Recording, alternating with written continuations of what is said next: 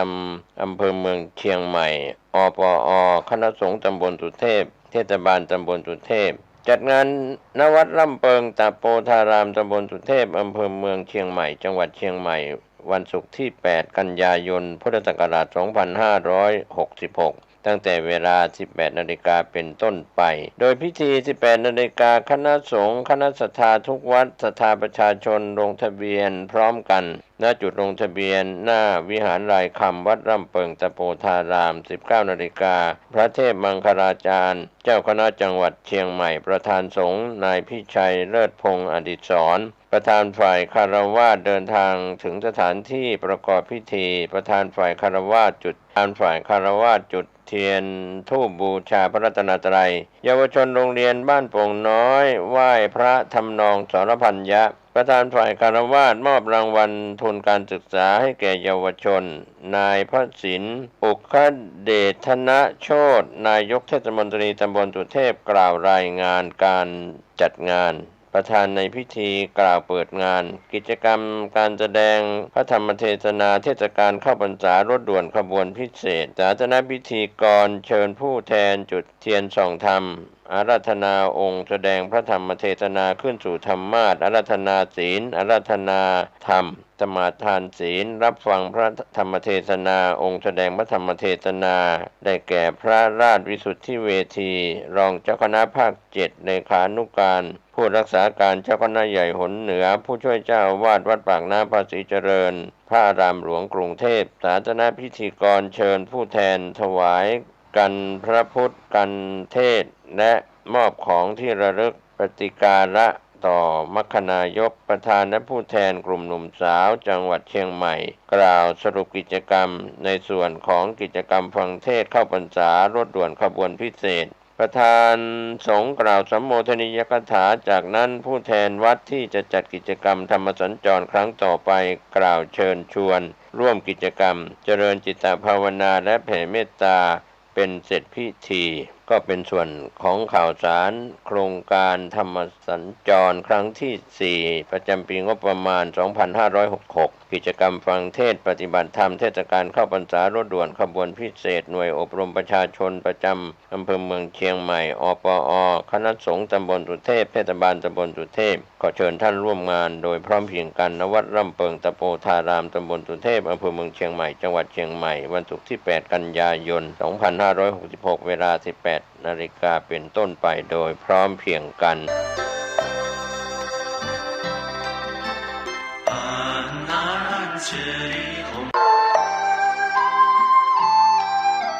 ข่าวสารเพื่อการประชาสัมพันธ์ร่วมปฏิบัติบูชาเพื่อถวายเป็นอาจาริยบูชา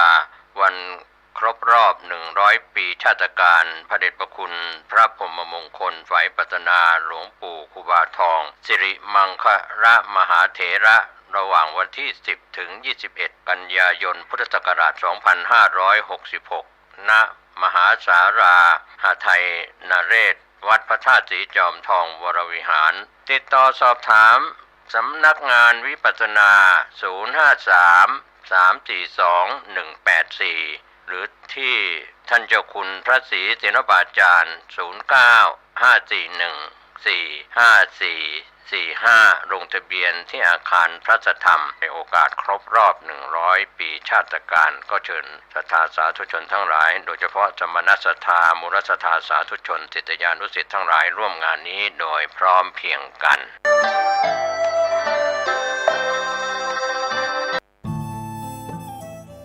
ท่านกำลังติดตามรับฟังสถานีวิทยุกระจายเสียงพระพุทธศาสนาแห่งชาติและสังคมคลื่นเพื่อการศึกษาพระพุทธศาสนาและวัฒนธรรมระบบ FM 104.5 เมกะเฮิรตซ์รายการต่อไปเป็นรายการคดีโลกคดีธรรมพุทธศาสนาเป็นศาสนาสำหรับชาติเราศาสนาในสมัยนี้เป็นของที่แยกจากชาติไม่ได้เป็นความจำเป็นที่เราทั้งหลายผู้เป็นไทยจะต้องมั่นคงอยู่ในศาสนาพระพุทธซึ่งเป็นศาสนาสำหรับชาติเราพระพุทธศาสนาก็ดีหรือศาสนาใดก็ดีที่ตั้งมั่นอยู่ได้ก็ด้วยความมั่นคงของผู้เลื่อมใสตั้งใจที่จะรักษา และข้าพเจ้าพูดทั้งนี้ก็เพื่อชักชวนท่านทั้งหลายอย่างเป็นเพื่อนไทยและเพื่อนพุทธศาสนิกชนด้วยกันทั้งนั้นเพื่อความมั่นคงแห่งพระพุทธศาสนาข้าพเจ้ารู้สึกว่าได้ทำหน้าที่สมควรแก่อุปถัมภ์พระพุทธศาสนาเราจะตั้งใจรักษาศาสนาของเราด้วยชีวิตและถ้าท่านตั้งใจจะช่วยข้าพเจ้าในกิจอันใหญ่นี้แล้วก็จะเป็นที่พอใจข้าพเจ้าเป็นอันมากเพราะฉะนั้นเป็นหน้าที่ของเราทั้งหลายที่จะช่วยกันบำรุงรักษาพระพุทธศาสนาอย่าให้เสื่อมสูญไปการที่จะบำรุงพระพุทธศาสนาเราต้องรู้สึกก่อนว่าหลักของพระพุทธศาสนาคืออะไรเราจะถือว่าเราเป็นไทยด้วยกันหมดเราจะต้องรักษาความเป็นไทยของเราให้ยั่งยืนเราจะต้องรักษาพระพุทธศาสนาให้ถาวรวัฒนาการอย่างที่เป็นมาแล้วหลายชั่วโคตรของเราทั้งหลายพระบรมราโชวาทของพระบาทสมเด็จพระมงกุฎเกล้าเจ้าอยู่หัวรัชกาลที่ 6พระบรมราโชวาทก็ดีพระราชนิพนธ์ก็ดีหรือพระบรมราชโองการของพระมหากษัตริย์ถือเป็นบทบัญญัติแห่งกฎหมายทั้งหมดทั้งสิ้นการบัญญัติให้พระพุทธศาสนาเป็นศาสนาประจำชาติไทยไว้ในรัฐธรรมนูญจึงเป็นสิ่งที่ถูกต้องทั้งกฎหมายและทางโบราณราชประเพณีการบัญญัติให้พระพุทธศาสนาเป็นศาสนาประจำชาติไทยไว้ในรัฐธรรมนูญย่อมเป็นหลักค้ำประกันให้กับประชาชนคนไทยว่าตนได้ปฏิบัติตามกฎหมายอย่างแท้จริงการบัญญัติให้พระพุทธศาสนาเป็นศาสนาประจำชาติไทยไว้ในรัฐธรรมนูญมิได้เป็นการลิดรอนสิทธิเสรีภาพของผู้ใดแต่เป็นการยืนยันความจริงตามกฎหมายและประวัติศาสตร์ชาติไทยการบัญญัติให้พระพุทธศาสนาเป็นศาสนาประจำชาติไทยไว้ในรัฐธรรมนูญจะทำให้พระพุทธศาสนาได้รับการอุปถัมภ์และคุ้มครองจากรัฐดุจเดียวกันกับที่องค์พระมหากษัตริย์ทรงกระทำมาการบัญญัติให้พระพุทธศาสนาเป็นศาสนาประจำชาติไทยไว้ในรัฐธรรมนูญจะป้องกันพระพุทธศาสนาไม่ให้ถูกลัทธินิกายนอกศาสนากระทำการใดๆได้ด้วยอุบายต่างๆนานาการบัญญัติให้พระพุทธศาสนาเป็นศาสนาประจำชาติไทยไว้ในรัฐธรรมนูญจะทำให้สังคมไทยมีแต่ความสุขร่มเย็นเป็นธรรมทั้งต่อคนศาสนาอื่นและคนสัญชาติอื่นได้อย่างแท้จริงแต่ถ้าไม่บัญญัติให้พระพุทธศาสนาเป็นศาสนาประจำชาติไทยไว้ในรัฐธรรมนูญในอนาคตประเทศไทยจะต้องตกอยู่ในสถานะเดียวกันกับพื้นที่3 จังหวัดชายแดนภาคใต้อย่างแน่นอนพระบรมราโชวาทพระบาทสมเด็จพระเจ้าอยู่หัวในมหาสมาคมณพระที่นั่งอมรินทร์วินิจฉัยในพระบรมมหาราชวังโดยที่พระพุทธศาสนาเป็นศาสนาประจำชาติของเราทั้งตามความศรัทธาเชื่อมั่นของข้าพเจ้าเองก็เห็นเป็นศาสนาที่ดีศาสนาหนึ่งเนื่องในบรรดาสัจธรรมคำสั่งสอนอันชอบด้วยเหตุผลจึงเคยคิดอยู่ว่าถ้าโอกาสอำนวยข้าพเจ้าควรจะได้บวชสักเวลาหนึ่งตามราชประเพณีซึ่งจะเป็นทางสนองพระเดชพระคุณพระราชบูรพการีตามคตินิยมด้วยและนับตั้งแต่ข้าพเจ้าได้ครองราชย์สืบสันตติวงศ์ต่อจากสมเด็จพระเชษฐาธิราชก็ล่วงมากว่า10 ปีแล้วเห็นว่าน่าจะถึงเวลาที่ควรจะทำตามความตั้งใจไว้นั้นแล้วประการหนึ่งอันหนึ่งการที่องค์สมเด็จพระสังฆราชหายประชวรมาได้ในคราวประชวรครั้งหลังนี้ก่อให้เกิดความปีติยินดีแก่ข้าพเจ้ายิ่งนักได้มาคำนึงว่าถ้าในการอุปสมบทของข้าพเจ้าท่านได้เปิดรับฟังกันโดยสะดวกในแอปพลิเคชันดังกล่าวนี้ได้รวบรวมสถานีวิทยุพระพุทธศาสนาแห่งชาติคลื่นต่างๆ ในหลายๆพื้นที่ของประเทศไทยมาไว้ด้วยกัน รวมทั้งสิ้น40สถานีซึ่งล้วนแล้วแต่เปิดธรรมะสาระที่ดีๆที่เป็นประโยชน์ให้แก่พวกเราได้สดับรับฟังกันเพราะฉะนั้นใครที่บอกให้ผู้อื่นดาวน์โหลดแอปพลิเคชันนี้เพื่อฟังธรรมะผู้ที่บอกนั้นก็จะได้บุญไปด้วยช่วยกันเผยแพร่แอปพลิเคชันนี้ให้ทั่วถึงกัน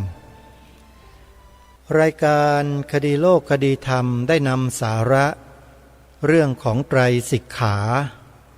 คือศีลสมาธิปัญญามาเปิดให้พวกเราได้สดับรับฟังกันไป2 รอบที่นำมาเปิดซ้ำเพื่อต้องการที่จะย้ำให้พวกเราชาวพุทธที่เป็นนักปฏิบัตินักภาวนาทั้งหลายให้ได้ทราบถึงขั้นตอนวิธีการที่จะนำไปสู่ความหลุดพ้นได้นั้นก็จะต้องเดินตามขั้นตามตอนไม่ใช่ข้ามขั้นและต้องมีองค์3ที่จะต้องร่วมกันไปจึงจะเกิดอริยมรรคอริยผลขึ้นได้นั่นก็คือศีลสมาธิและปัญญา3อย่างนี้จะต้องมีในองค์มรรคและต้องเจริญให้ต่อเนื่องจนกระทั่งมรรคสมังคี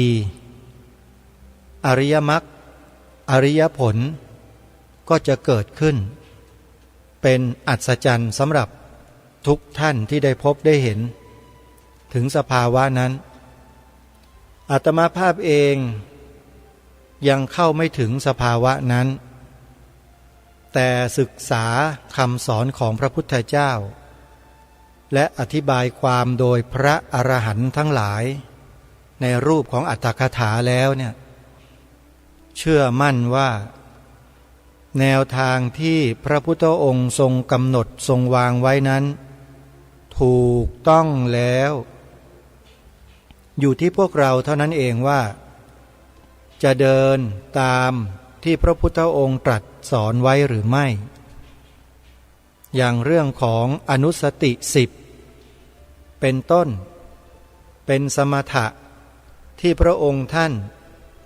ทรงวางหลักเกณฑ์ไว้สำหรับมนุษย์ทุกประเภทที่จะมาฝึกฝนอบรมตนให้เกิดสมาธิจิตโดยใช้สมถกรรมฐาน40เป็นเครื่องมือในการดำเนินจิตของตนเองเข้าไปสู่ความสงบที่เป็นอุเบกขาเอกัคคตาซึ่งในเรื่องเหล่านี้ในตำรับตำราเรียนวิชาพระพุทธศาสนาในระดับสูงเรียกว่าเฉพาะทางได้กล่าวไว้อย่างละเอียดมากๆละเอียดจนกระทั่งนักวิทยาศาสตร์ระดับควอนตัมยังไม่สามารถพิสูจน์ให้เห็นได้เลยแต่พระสัมมาสัมพุทธเจ้าพิสูจน์ให้เห็นได้และก็แสดงออกมาให้เป็นรูปธรรมเป็นข้ออุปมาอุปไมยเป็นปุกลาธิฐานให้เห็นได้เลยเช่นเรื่องขณะจิตมีนักวิทยาศาสตร์คนไหนบ้างล่ะที่จะสามารถกำหนดขณะจิตที่เกิดดับเกิดดับเกิดดับได้เร็วที่สุดเนี่ยให้เป็นรูปธรรมได้เหมือนอย่างพระสัมมาสัมพุทธเจ้าบ้างไหมไม่มีแต่พระพุทธองค์นี่แหละถ้าใครได้ศึกษาเล่าเรียนวิชาพระอภิธรรมมัทธสังคหะปริเฉดที่5ซึ่งกล่าวถึงเรื่องวิถีจิตเอาไว้รวมถึงกรรมแล้วก็ภูมิ3เรื่องในชั้นนี้คือชั้นมัชฌิมตรีก็จะรู้และจะเข้าใจถึงจะสามารถรู้สภาวะของการเกิดดับในระดับลัดนิ้วมือเดียวที่ครูบาอาจารย์ท่านได้แสดงให้เห็นถึงความแตกต่างระหว่างการเกิดดับของนามและของรูป เปรียบเทียบกันรูปมีการเกิดดับเหมือนกันแต่เกิดดับช้ากว่านาม16 เท่าท่านผู้ฟังลองคิดดูรูปธรรมที่เป็นวัตถุทั้งหลายเนี่ยเกิดดับช้ากว่านาม16 เท่าแล้วนามล่ะเกิดดับยังไงพระพุทธองค์ได้ทรงแสดงแก่เหล่าสาวกว่าแค่ลัดนิ้วมือเดียวเนี่ยดีดนิ้วอย่างเงี้ยโยมเนี่ยลัดเขาเรียกลัดนิ้วมือเดียวเนี่ยนามเกิดดับแสนโกฏขณะเร็วกว่าแสงมหาศาลเลยหรือถ้าจะพูดให้เป็นนัยยะเลยนะก็คือว่าเหนือการเวลาอำนาจของจิตเนี่ยเหนือการเวลาอยู่เหนือกว่าเยอะเลยสามารถที่จะย่นระยะทางเดินทางได้หายตัวไปอีกทวีปหนึ่งได้เหาะเหินเดินอากาศไปสู่ดาวอังคารดาวอะไรต่างๆได้พูดอย่างนี้ก็เชื่อยากใช่ไหมโยมแต่ลองไปศึกษาคัมภีร์เหล่านี้ดูเถอะแล้วท่านทั้งหลายจะทราบเองส่วนจะเชื่อไม่เชื่อมันก็เรื่องของปัญญาของแต่ละคนที่สร้างมาแล้วพระพุทธเจ้าทรงอุบัติขึ้นมาในโลกไม่ได้ต้องการให้มนุษย์ทั้งโลกเชื่อพระองค์ไม่มีแต่มนุษย์บางประเภทเท่านั้นแหละที่เมื่อฟังธรรมคำสอนของพระสัมมาสัมพุทธเจ้าแล้วเนี่ยเขาจะเกิดอาการสงบนิ่งจิตเป็นสมาธิแล้วใช้ปัญญาขบคิดพิจารณาไปตามลำดับแล้วเขาก็เข้าใจธรรมนั้นบรรลุธรรมนั้นในที่สุดเพราะฉะนั้นไม่ต้องกังวลว่าใครจะเชื่อหรือใครจะไม่เชื่อหมดความกังวลในเรื่องนี้ไปได้เลยเพราะยังไงแม้แต่องค์สมเด็จพระสัมมาสัมพุทธเจ้าทรงมีพระชนอยู่แล้วมาตรัสแสดงธรรมอย่างเนี้ยคนที่มันไม่เชื่อมันก็ไม่เชื่อเพราะฉะนั้นก็ปล่อยให้เขาไม่เชื่อต่อไปวัฏฏะสงสารมีรองรับเขาอยู่เขาก็รักที่จะเวียนว่ายตายเกิดอยู่แบบนี้ทุกข์ทรมานอยู่ในภพภูมิต่างๆแบบนี้ก็ให้เขาเป็นไปเถอะส่วนเราท่านทั้งหลายที่เดินมาเข้ามาสู่แนวทางแห่งความหลุดพ้นแล้วเนี่ยเราก็มั่นอกมั่นใจตัวเราเองแล้วก็ฝึกฝนอบรมตนของเราไปเรื่อยๆอย่าหยุดใช้สติใช้สัมปชัญญะพิจารณาระลึกรำลึกนึกรู้ถึงอาการเป็นไปของรูปของนามเนืองๆให้เห็นเป็นสภาวะอนิจจังทุกขังอนัตตาให้ชัดเจนยิ่งขึ้นเมื่อเห็นแจ้งอย่างชัดเจนด้วยตัวเองแล้วประจักษ์แล้วหนทางแห่งความหลุดพ้นจากเหตุปัจจัยทั้งหลายทั้งปวงก็จะอยู่ไม่ไกลเท่าไหร่นั่นหมายความว่าทางที่เป็นวิบากทั้งหลายในระดับศีลกับสมาธิได้ถากถางออกไปหมดแล้วเหลืออย่างเดียวคือเดินเข้าสู่เป้าหมายแล้วทีนี้ใช้สติกับสมาธินั่นแหละหล่อเลี้ยงรูปนามหล่อเลี้ยงองค์ของปัญญาคุณตรงนี้เอาไว้เรื่อยๆแล้วเดี๋ยวปัญญานี้แหละจะเฉียบแหลมเหมือนกับสายฟ้าผ่าเปรี้ยงทีเดียวเท่านั้นแหละบรรลุเลยมันจะถึงเวลาหนึ่งมันแวบเดียวเท่านั้นอริยมรรคเกิดขึ้นดับไปอริยผลเกิดขึ้นมาไม่มีระหว่างขั้นเขาเรียกว่าเป็นอนันตรปัจจัยก็ทำให้บรรลุเป็นโสดาปัตติผลบ้างสกทาคามิผลบ้างอนาคามิผลบ้างหรือขั้นสูงสุดก็คืออรหัตตผลบ้างนี่แหละคือสิ่งที่เป็นเป้าหมายสูงสุดของมนุษย์เราที่ศรัทธาใน พระพุทธศาสนา ก็จะมุ่งเป้าไปสู่ความพ้นทุกข์ทุกคน ไม่มีใครหรอกที่ศรัทธาในพระพุทธศาสนาศึกษาเล่าเรียนคัมภีร์ต่างๆจนครอบคลุมหมดเข้าใจรู้ปริยัติธรรมหมดแล้วเนี่ยคงไม่มีใครหรอกนะฮะที่จะปฏิเสธว่าการบรรลุธรรมมีไม่ได้ไม่มีแน่นอนคือคำพูดแบบนี้สำหรับผู้ที่ศึกษาเรียนรู้ดีแล้วเข้าใจแล้วเนี่ยในขั้นสุตตมยปัญญาเนี่ยนะฮะแล้วจะมาปฏิเสธว่ามรรคผลนิพพานไม่มีจริงไม่มีนะฮะไม่เคยมีเลยนอกจากไอ้พวกที่ปลอมเข้ามาเป็นชาวพุทธเท่านั้นแหละแล้วก็มาพูดตรงกันข้ามกับพระพุทธเจ้านะแล้วก็มาด่าพระอยู่ทุกวันว่าเป็นมหาโจรนะไอ้พวกเนี้ยเชื่อไม่ได้ใครก็ตามออกอากาศและตำหนิพระสงฆ์เนี่ยเชื่อไม่ได้เลยแม้แต่คนเดียวขอบอกนะโยมเพราะจิตใจมันไม่มีความละอายและเกรงกลัวต่อบาปมันไม่ละอายบาปเลยแล้วอย่างนี้จะไปเชื่อได้อย่างไรล่ะว่าคนเหล่านี้เป็นผู้รู้ผู้บรรลุซึ่งอมตะธรรมกล่าวคือมรรคผลพระนิพพานเล่าไม่ใช่คนที่บรรลุมรรคผลนิพพานแล้วจะไม่ด่าพระเลยโยมไม่มีเลยนะเด็ดขาดเลยฮะไม่มีฮะอันนี้ต้องขอบอกกับท่านสาธุชนเอาไว้เลยว่าถ้าใครยังแสดงธรรมไปแล้วก็ด่าพระไปกล่าวหาพระใส่ร้ายพระไปแล้วก็ไอ้พวกนี้ปลอมทั้งนั้นเลยไม่ใช่ของจริงของจริงจะไม่มีตำหนิพระภิกษุสงฆ์เขาจะให้ความเคารพไม่ศรัทธาไม่เป็นไรแต่ให้เคารพในผ้ากาสาวพัสให้เคารพในศีลของท่านที่ท่านรักษาอยู่ถึงแม้ว่าจะไม่ครบบ้างขาดวิ่นไปบ้างเล็กๆน้อยๆท่านก็ปลงอาบัติทุกวันมันก็ตกทุกวันนะโยมเท่ากับว่าท่านก็บริสุทธิ์อยู่ท่านไม่ได้แปดเปื้อนไปด้วยมลทินอะไรเลยแต่มากล่าวหาท่านเพียงแค่อาบัติเล็กๆน้อยๆโดยไปกล่าวหาว่าเป็นมหาโจรเป็นข้อกล่าวหาถึงปาราชิกนะมหาโจรเนี่ยโยม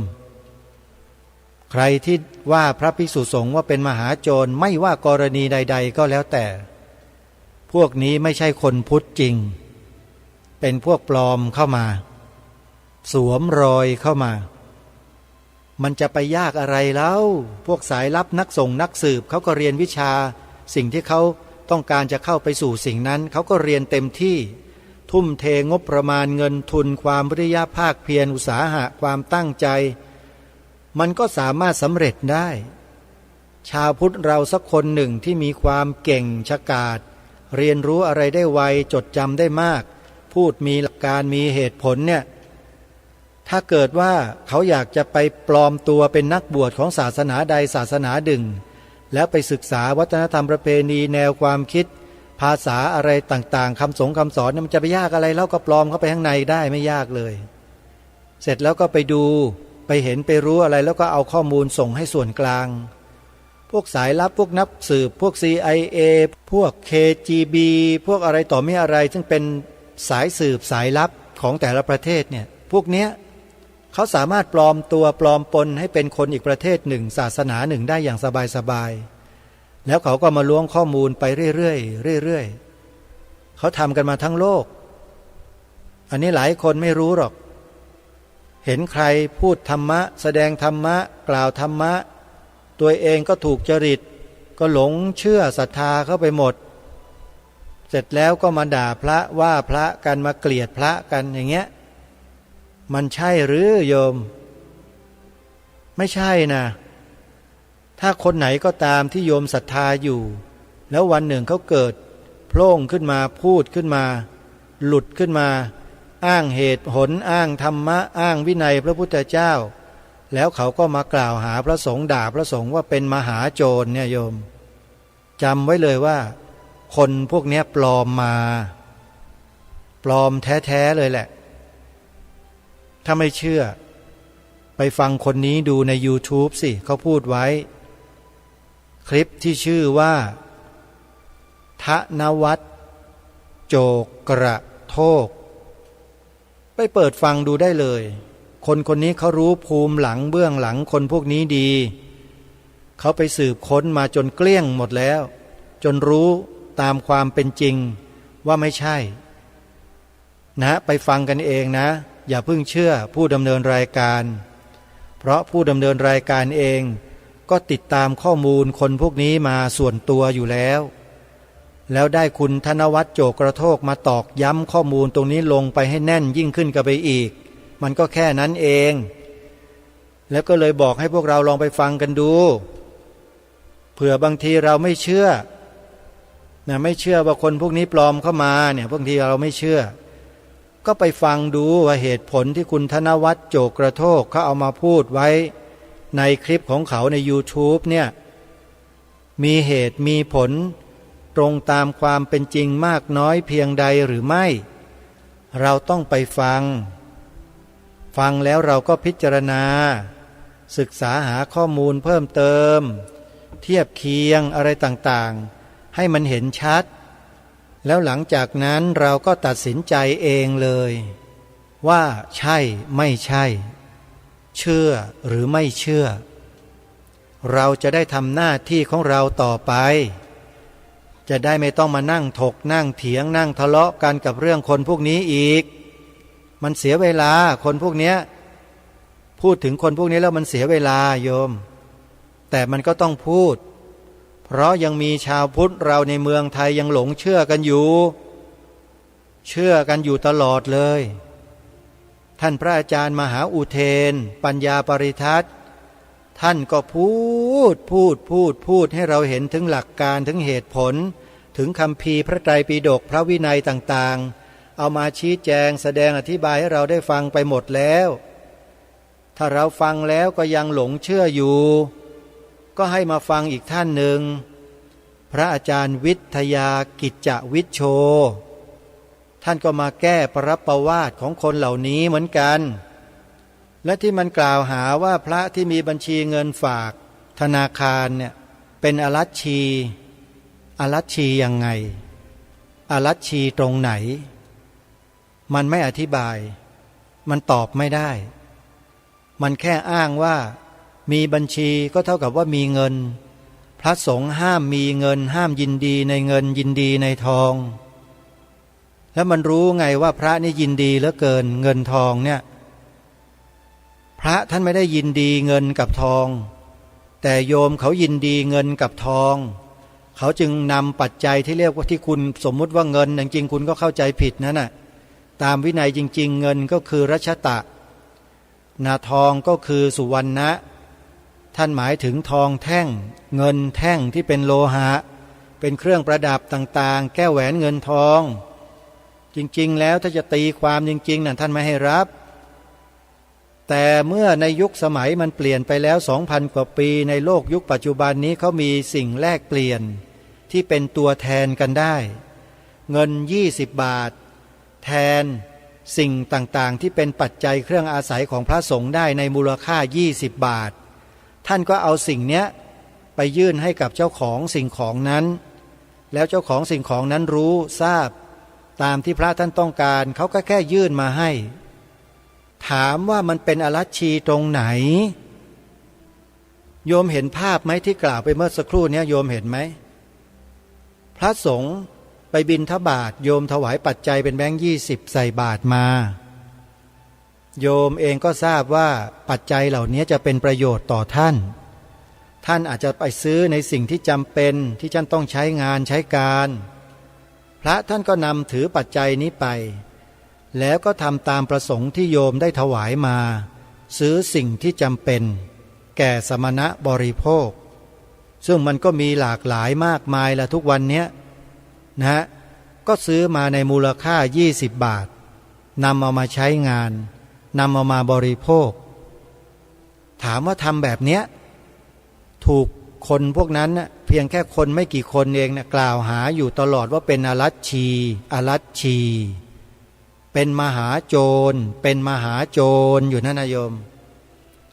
และไอ้คนที่ไปหลงเชื่อคนพวกนี้เนี่ยไม่เข้าใจเลยว่าสมองเนี่ยถูกเขาฉีดยาชากันไว้หมดนี่ไง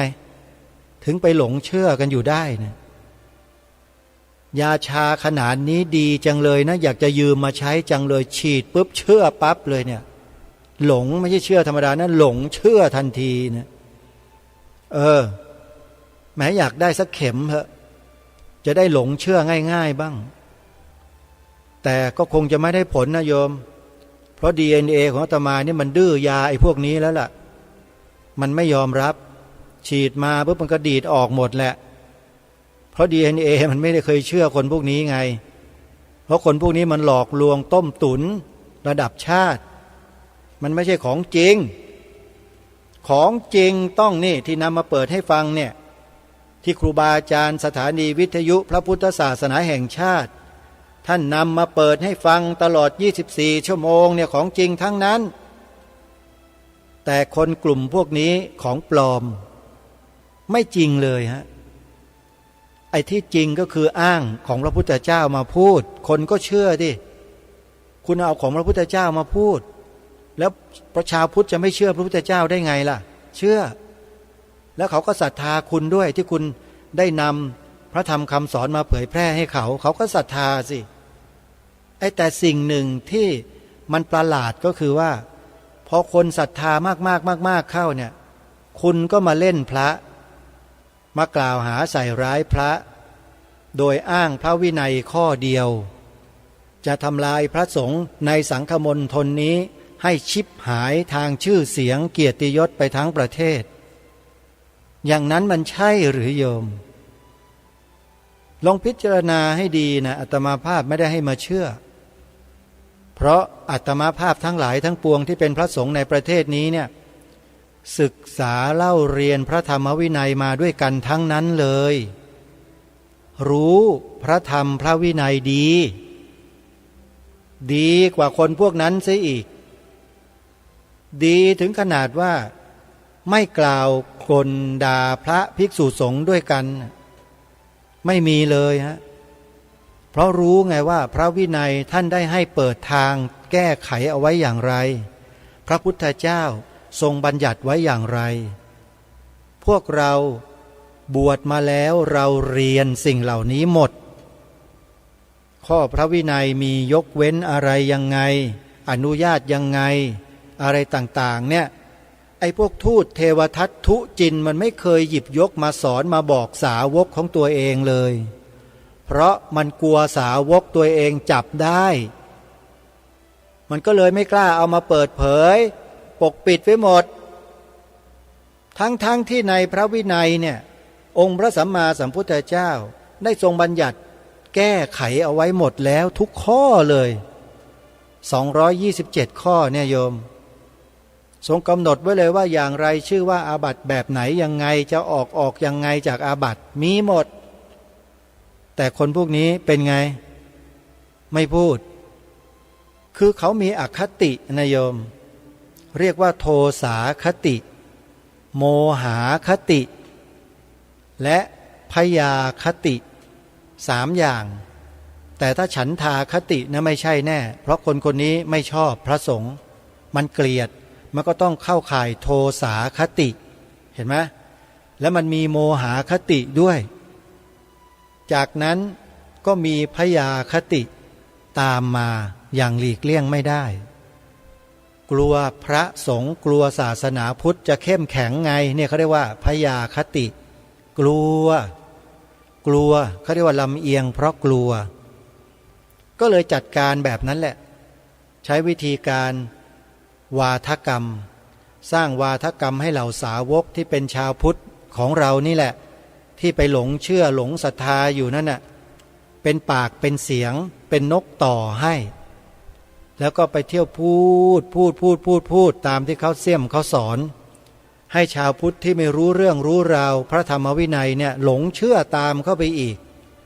เห็นไหมแล้วมันก็เป็นอย่างนี้เรื่อยไปจนปัจจุบันนี้มีคนที่รังเกียจพระสงฆ์ในประเทศนี้กี่คนแล้วอ่ะลองนับดูสิ นับดูได้เลยจะเห็นไม่ยากเลยคนพวกเนี้ยเวลาสนทนากันก็ดีพูดคุยกันก็ดีมักจะตำหนิพระสงฆ์อยู่เนืองๆนี่แหละคนพวกนี้แหละใช่เลยกลุ่มเดียวกันถ้าตำหนิเมื่อไหร่ติกล่าวหาเมื่อไหร่แปลว่าไม่ใช่พุทธแท้เป็นพุทธเทียมทั้งนั้นทางรายการจึงตอกย้ำให้พวกเราทั้งหลายเนี่ยไปเปิดคลิปใน YouTube ดูกันบ้างเดี๋ยวจะหาว่ารายการนี้มากล่าวหาใส่ร้ายเขาไม่ใช่ใส่ร้ายมันคือความจริงแล้วก็ให้ไปฟังคลิปที่ชื่อว่าทูตเทวทัตทุจินทูตเทวทัตทุจินผู้ที่บรรยายอธิบายความไว้ชื่อพระมหาอุเทนปัญญาปริทัตไปเปิดดูมีตั้ง6 คลิปเนี่ยที่ท่านทำไว้เรื่องนี้เรื่องเดียวเนี่ยนะทำไว้ถึง6 คลิป6 วาระเพราะท่านต้องการให้พุทธบริษัทไทยของเราเนี่ยถอนตัวออกมาจากพวกนี้พวกเหลือบพวกเห็บพวกเนี้ยไม่เช่นนั้นมันจะพาพวกเราดูดเลือดของประเทศนี้เหือดแห้งไปจนหมดตายไปในที่สุดโยมคนพวกนี้ฉลาดเป็นกรดเลยนะฉลาดมากแต่โง่กว่าอาตมาภาพโยมอาตมาไม่ได้ฉลาดหรอกก็โง่เหมือนกันนั่นแหละแต่คนพวกนี้โง่กว่าก็เลยฉลาดกว่าคนพวกนี้ไงใช่ไหมฮะฉลาดยังไงก็เราศึกษาเรียนรู้พระธรรมคำสอนเรียนรู้ปรมัตถธรรมมาแล้วได้เจริญสติปัฏฐาน4มาทั้งคันธธุระและวิปัสสนาธุระได้ทำธุระทั้ง2นี้มาถ้าว่าโดยสัตธรรม3ประการก็คือปริยัติสัตธรรมกับปฏิบัติสัตธรรมเนี่ยได้ทำมาแล้วแต่ยังไม่ได้ปฏิเวทะหรือปฏิเวทสัตธรรมในระดับของอริยมรรคอริยผลเท่านั้นแต่เพียงแค่นี้เราก็สามารถไม่ถูกคนพวกนี้หลอกได้แล้วไม่อาจสามารถที่จะให้คนพวกเนี้ยพวกทูตเทวทัตทุจินเนี่ยมาหลอกได้ก็แล้วกันโยมหลอกให้ไปหลงเชื่อให้ไปศรัทธาทำไม่ได้พวกเราอาตมาภาพเนี่ยไม่สามารถที่จะไปศรัทธาได้กับคนที่ยืนชี้หน้าด่าพระทุกวันเนี่ยอาตมาไม่ศรัทธาแล้วก็ไม่เชื่อน้ำยาคนพวกนี้ด้วยแล้วคำสอนทั้งหลายทั้งปวงที่เขาสอนออกไปพูดออกไปนั้นอาตมาก็ไม่เชื่อด้วยว่าจะทำให้คนที่ฟังศึกษาเรียนรู้ตามเขาไปแล้วจะพ้นทุกข์ได้พ้นทุกข์กับผีอะไรมันยืนด่าพระกันทุกวันตัวเองก็ด่าว่าเป็นมหาโจรไอ้สาวกอีกคนหนึ่งก็ด่าว่าเป็นอรัชชีอยู่อย่างเงี้ยมันชวนกันด่าช่วยกันด่าคนละที่ไอ้คนนี้ก็ด่าทางนี้คนนู้นก็ด่าทางนู้นช่วยกันด่าคนละข้างด่าไปด่ามาด่าไปด่ามากรรมตามสนองฮะ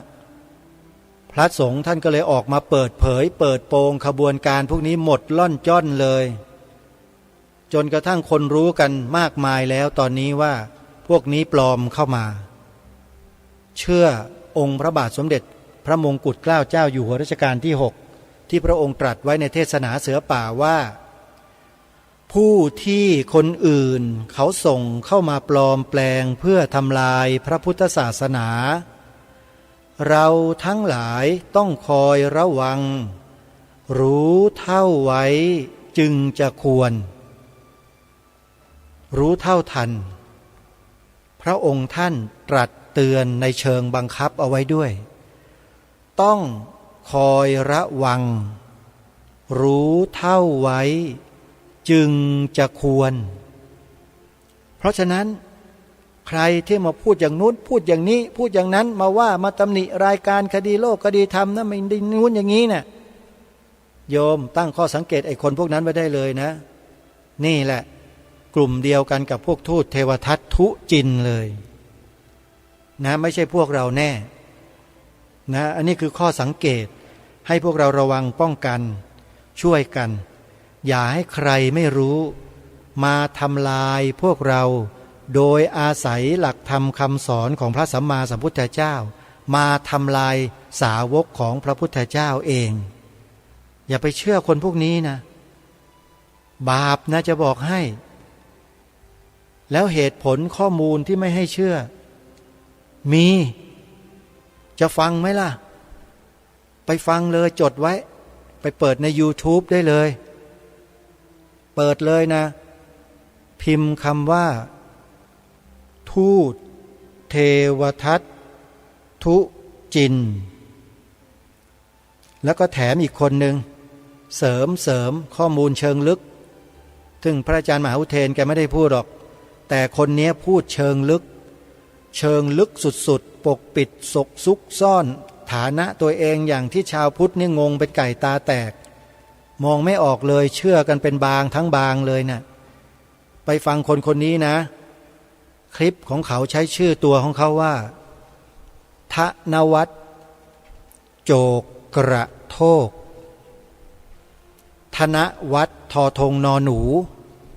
วอแหวนอากาศทอผู้เท่านอหนูกรันธนวัฒน์โจกกระโทกรับรองได้ว่าท่านจะรู้จักคนพวกนี้เป็นอย่างดีปิดกั้นไม่ได้หรอกข้อมูลน่ะมันไม่มีความลับมันมีที่ไหนในโลก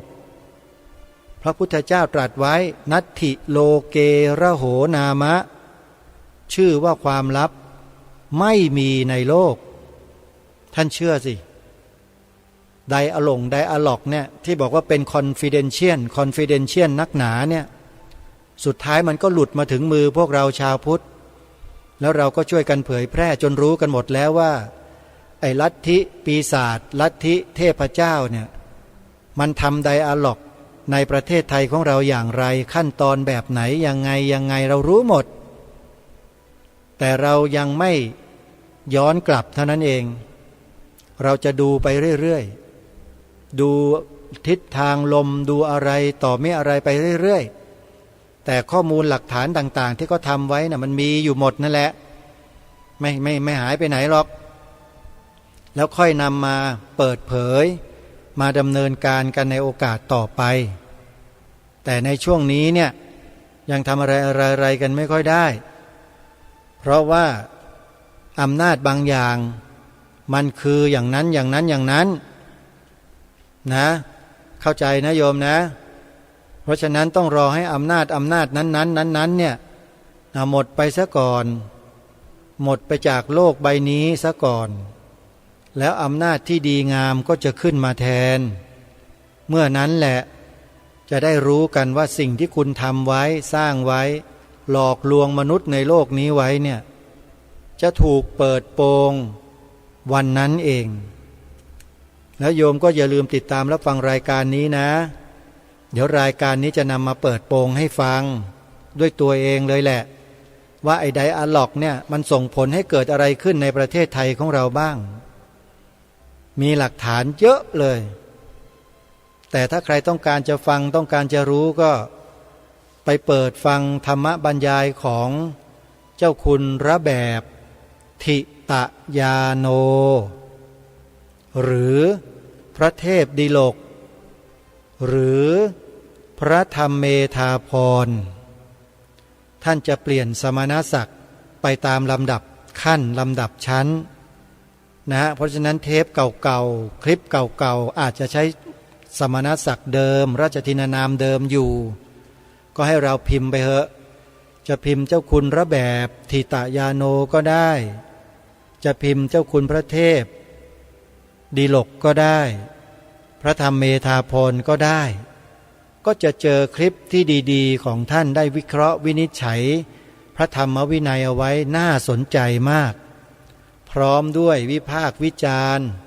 เปิดโปงขบวนการทำลายศาสนาพุทธในแง่มุมต่างๆเราก็จะได้ยินได้ฟังจากท่านด้วยเหมือนกัน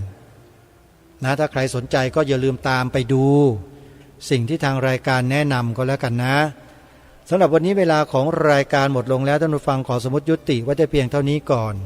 พบกับรายแต่เจ้าจงปรากฏเกิดมีขึ้นในจิตใจของท่านผู้ฟังทุกท่านทุกคนเทินขอเจริญพร